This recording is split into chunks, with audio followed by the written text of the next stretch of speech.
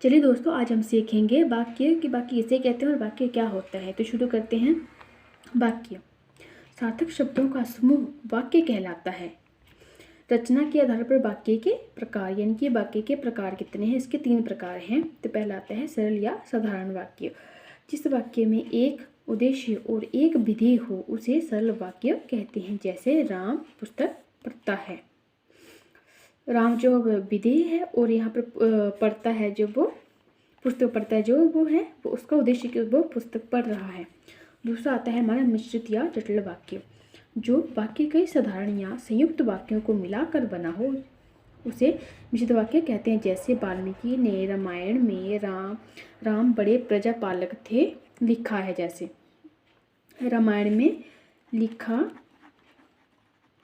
कि राम बड़े प्रजापालक थे, यानी कि ये 2 वाक्य जैसे अलग भी हो सकता था कि वाल्मीकि ने रामायण लिखी, और दूसरा हो सकता था कि राम बड़े प्रजापालक। तो इसमें जो है वो मिश्रित कर दिया गया है कि वाल्मीकि ने रामायण में लिखा है कि राम बड़े प्रजापालक राजा थे।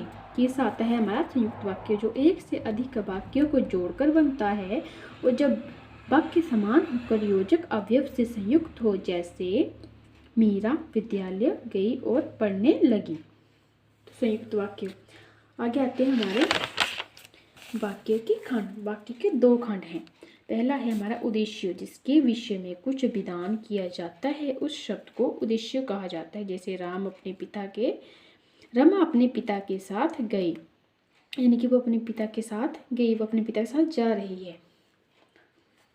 दूसरा आता है हमारा विधेय। उद्देश्य के संबंध में कुछ बताने या विधान करने वाले शब्द को विधेय कहते हैं। जैसे राम वन को गए।